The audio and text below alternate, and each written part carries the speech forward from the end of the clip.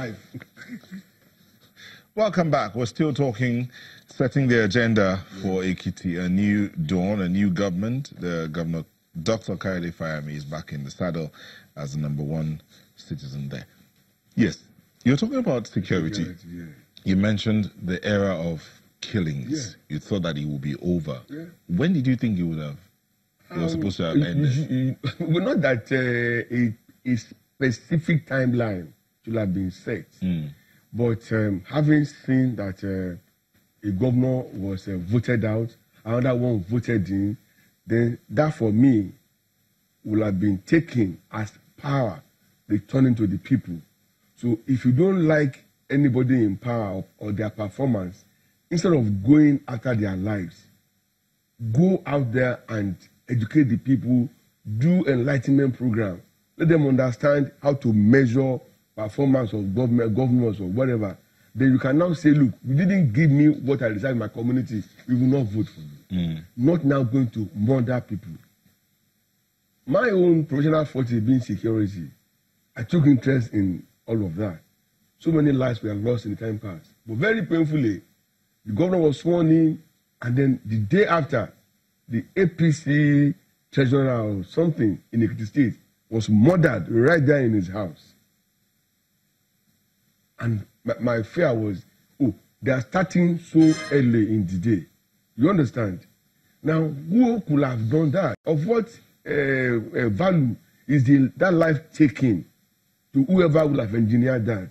Now, if a new government is just finding its feet, making appointments and trying to settle down, and then the first welcome dance they will receive is murder of a key party official, it's not the way to go. And that's why I said they should address that. And in addressing that is creating, getting people engaged. When I talk of reducing the size of the civil service, I'm not saying it should be sent away to the field. As they are moving away from there, get them into either farming or other things. They can do an economic summit, invite people who have ideas. If I'm invited, I will go. And then they can be given the way forward. We can tell them what can be done using a knowledge of the state as a factor. I remember those days, we had the NYSC farm in a place called Ijuita Obolu, part of Ekiti. You know, if you're coming from Akure, before you get to Ikere, we had a very massive farm. Way back, as a copper on 200 naira, I would go there, buy a chicken for 6 naira. Table size chicken for 6 naira, and pepper and other things from that same farm, maintained by coppers. Go there now, that is gone. Whereas the state could have blown that place up and it become a resource center.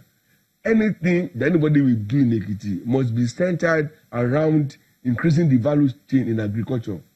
Okay? I.e., if you go to take maize, don't just sell the maize as maize. Turn it into something else. Okay? If you go to take yam, I know they love yam in that place. Don't just eat all the yam as for the yam. Turn it into something else. Yeah. Before you know, the round robin effect will have gone a long way to reduce mass unemployment. You cannot take away insecurity and mass, you know, they are linked. And I do mind, they say, or I do hand, it's devil's workshop. If a man is busy, either on the farm or somewhere, sweating it out, you don't now call him to go and kill somebody if you know he won't even be there for you. Mr. Salako, it's a legal assignment. One of the reasons why, according to Mr. Rio, that the governor was rejected by his people then was because he was running an elitist government. So they're looking to see a more inclusive government now.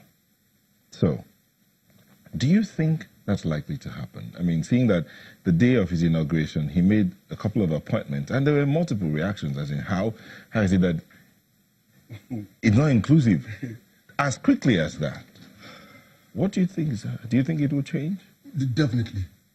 As I said earlier on, that he must have learned his lessons. There were certain things his people accused him of during his first term as the governor of the state.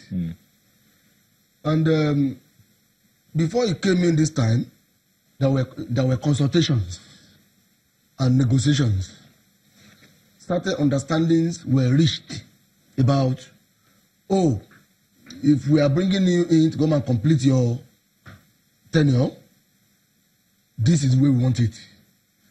And I am aware that he has started operating like that. Immediately was sworn in, he embarked on visiting each senatorial constituencies. Town hall meetings, senatorial constituencies. He has started visiting them to get familiar with the political tradition of the place. Mm. He has been meeting with the artisans, the Association of Artisans in the state, to go down to the level, to go and find out what they want from his government, what they want his government to do for them. I also told you that he has been meeting with the young manufacturers in Ekiti to be able to establish good interactive relationship with them, and for him to know how to come into their situation and help them to grow. So I think this time around, he is going to be a better governor. He is going to be a governor that is going to be more accountable to the people, listen to them, interact with them. But I don't see him going to the level of the immediate past governor who was promoting, who made stomach infrastructure the cardinal objective of his administration. Fayemi, I see him making, borrowing from the social intervention program of Mr. President to improve social welfare benefit system in the state. He is going to hold social welfare benefit system sacred in the state, so that those who deserve pensions will get their pensions.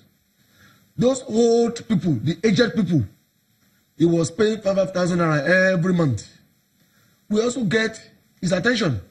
Then he has also announced it that the school children, the pupils in the nursery and primary school in the state, are going to be getting free meal. They are going to be fed. I think the secondary school. I mean, they'll be eating twice. I think government also gives them. I think food. Secondary school. I think the secondary school students are also involved.